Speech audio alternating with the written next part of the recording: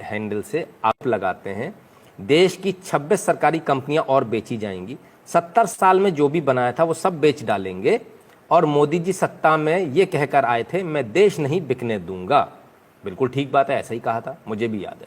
मतलब देश में कुछ भी बिकने से नहीं बचने दूंगा, मोदी है तो यही मुमकिन है, stop selling India.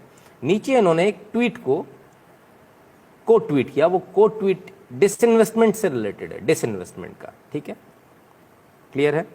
Weather cover industrials, धन्यवाद बहुत बहुत आपका कंट्रीब्यूशन के लिए।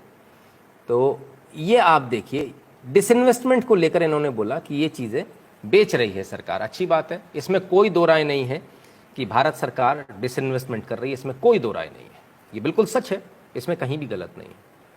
लेकिन डिसइन्वेस्टमेंट को देश बेचना कहा जाता है क्या? डिसइन्वेस्टमेंट को देश बेचना कहा जाता है तो चलिए हम थोड़ा सा आपको एक सरकारी वेबसाइट पर ले चलते हैं। अपनी बात नहीं करूंगा मैं करूंगा तो गड़बड़ हो जाएगी, तो मैं सरकारी वेबसाइट पे ले जाता हूं। कौन सी वाली वेबसाइट पे ले जाऊंगा आपको? भारत सरकार के 3 शेयर वाली। इस सरकारी वेबसाइट का नाम है department of investment and public asset management, ठीक है, DIPAM.gov.in दिखा रहा हूं मैं आपको, और करीब से दिखा देता हूं, ठीक है, भारत सरकार की वेबसाइट दिखाऊंगा साहब, इसके अलावा नहीं। अब मैं 2009 और 10 की बात करूंगा डिसइन्वेस्टमेंट की। क्या है? Past disinvestment. कौन से फाइनेंशियल ईयर के? 2009 और 10 के। 9 और 10 में किसकी सरकार थी? सोनिया गांधी सरकार थी, मनमोहन सिंह सरकार थी। कितने डिसइन्वेस्टमेंट हुए जरा मैं आपको दिखाऊं तो जरा देख लीजिए। NHPC का डिसइन्वेस्टमेंट हुआ, name of CPSES, NHPC, oil India limited, NTPC, rural electrification, NMDC। कितने हो गए? 1 2 3 4 5, एक साल में 5, ठीक है, सिर्फ 2009 और 10 में। चलिए अब मैं तो 2010 और 11 में आपको ले चलता हूं, ठीक है, फाइनेंशियल ईयर 2010 एंड 11। ये भी कौन सी सरकार है? सोनिया गांधी सरकार, right. SJVN limited, engineers India limited, coal India limited, power grid corporation of India limited, MOIL और shipping corporation of India limited. ये बेच मारे इन्होंने। पहले कितने बेचे थे? 5, अब 6 7 8 9 10 11, कितने हो गए? 11। 2 साल में 11 पे पहुंच गई कहानी। चलिए थोड़ा और आता हूं आपके 11 और 12 में, वही सोनिया गांधी सरकार, मनमोहन सरकार। 12 हो गए थे, कितने हो गए थे? 11 हो गए थे, right. Power finance PFC limited and oil and natural gas corporation limited, इन 2 का इन्वेस्टमेंट और 12 13 हो गए, ठीक है साहब। और देखिए और कितने इन्होंने डिसइन्वेस्टमेंट किए, कितनी कंपनियां इन्होंने बेची। अब हम भी कहते हैं कांग्रेस ने भारत को बेचा था। अब 12-13 की बात करूंगा, 2012 और 13 में कितनी कंपनियां बेची। चलिए आ जाइए। NBCC limited, national building construction corporation limited, Hindustan copper limited, NMDC limited, Indian oil India limited, NTPC, RCFL, Nalco, SAIL, ठीक है। पहले कितने हो गए थे? मेरे ख्याल से 13 हो गए थे, 12 या 13 हो गए थे। 14 15 16 17 18 19 20 21, कितने हो गए? अब 21 हो गए, राइट। 2012-13 में अभी खत्म नहीं हुआ, क्योंकि 14 तक इनकी सरकार थी, 14 में मोदी सरकार आई है, तो जरा 13-14 तो ले लो। अब खोल रहा हूं 13 और 14 का चिट्ठा, और ये रहा 13 और 14 आपके स्क्रीन पर जो भरा पड़ा है, ठीक है। ये शुरुआत किसने करी? आ जाइए ऊपर से ले लेते हैं, ठीक है। कितने हो गए थे मुझे अब याद भी नहीं है, बहरहाल। NHPC, Bharat heavy electrical engineers India limited, NMDC, power grid corporation of India, CPSE exchange trade funded, Indian oil corporation, national fertilizers limited, MMTC, Hindustan copper limited, Indian tourism development corporation limited, state trading corporation और NLC limited, ठीक है साहब। ये इतने सारे। अब वापस गिन देता हूं, 1 2 3 4 5 6 7 8 9 10 11 12 13, ठीक है। 13 और 14 15 16 17 18 19 20 21, ठीक है। 22 23, ठीक है। 24 25 26 27 28 29 30 31 32 33 34 34 बार 2000। ये आंकड़े 2009 से अवेलेबल है हमारे पास में इस वेबसाइट के ऊपर। 2009 से पीछे के आंकड़े नहीं है, ये तो सिर्फ 2009 से बता रहा हूं, सिर्फ 2009 से 2013-14 तक। कितनी बार? 34 बार भारत को बेचा इन्होंने। अगर डिसइन्वेस्टमेंट को बेचना कहते हैं, कितने हद हो गई, हद है बेईमानी की। 34 डिसइन्वेस्टमेंट्स आपने किए, 34।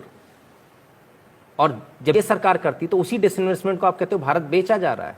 तब आपने तो 34 बार बेचा, सोनिया गांधी सरकार ने तो 34 बार बेचा देश को।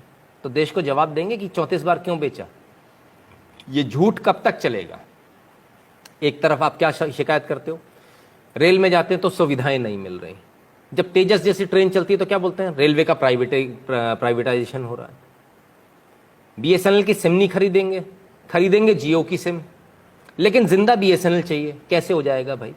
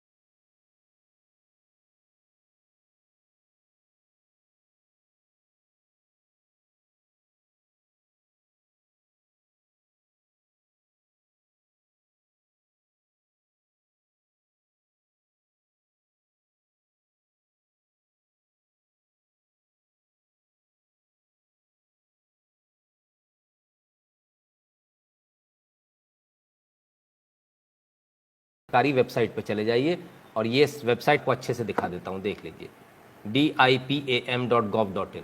ठीक है, उसमें आपको सब कुछ सारे आंकड़े मिल जाएंगे। चिराग जी बहुत बहुत धन्यवाद आपका। क्लियर है, बिल्कुल क्लियर है। आप लोगों को जो बेवकूफ़ बार बार बनाया जा रहा है उसमें समझ में आ रहा है क्या हो रहा है क्या नहीं हो रहा है।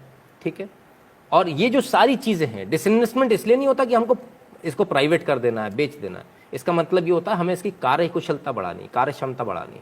पीपीपी पे जाती हैं चीज़ें, पब्लिक प्राइवेट पार्टनरशिप। ठीक है ना, उस पर जाती हैं चीज़ें। कोई बेच नहीं रहा, कुछ नहीं बिक रहा है, सड़कें कोई बिक नहीं जा रही, जो सड़कें बन रही हैं जिन पर आप चलते हैं। आप एक बात बताइए, सरकारी सड़कें थी तब कैसे चलते थे? 300 किलोमीटर चलने में कितना समय लगता था आपको? 10-10 घंटे लगते थे। आज एक्सप्रेसवे बन गए, आप टोल देते हो, प्राइवेट है वो, आप टोल देते हो, लेकिन आप कितनी स्पीड पे चलते हो? 120, 140। वो 300 किलोमीटर चलने में जिसमें आपको 10 घंटे लगते थे, आज कितने लगते हैं? 3 घंटे, 3.5 घंटे, ज़्यादा से ज़्यादा 2.5 घंटे में भी हम लोग कवर करते हैं। तो क्या बेहतर है, उसी खड्डे वाली सड़क पे से जाना?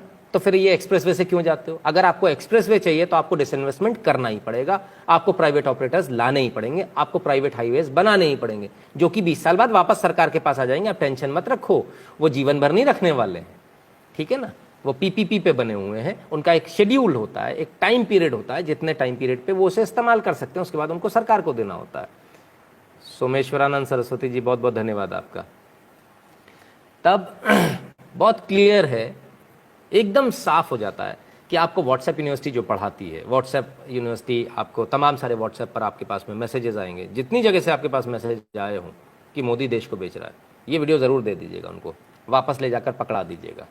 ठीक है ना, उनको भी ज़रा समझ में आ जाए कि भाई देश की जनता बेवकूफ़ नहीं है। यहाँ बहुत सारे लोग हैं जो डिसइन्वेस्टमेंट का मतलब भी समझते हैं और जो डिसइन्वेस्टमेंट के पुराने आंकड़े भी दिखा देते हैं, और वो भी सरकारी वेबसाइट से। ये हम नहीं कह रहे, ये जो वेबसाइट है ये हमने नहीं बनाई, ये वेबसाइट भी कांग्रेस सरकार ने बनाई है। 2009 से इसके आंकड़े हैं, हमारी बनाई हुई नहीं है कि मैंने घर पे नहीं बना दी, ठीक है ना। तो इसको भी बहुत क्लियरली समझने का प्रयास कीजिए।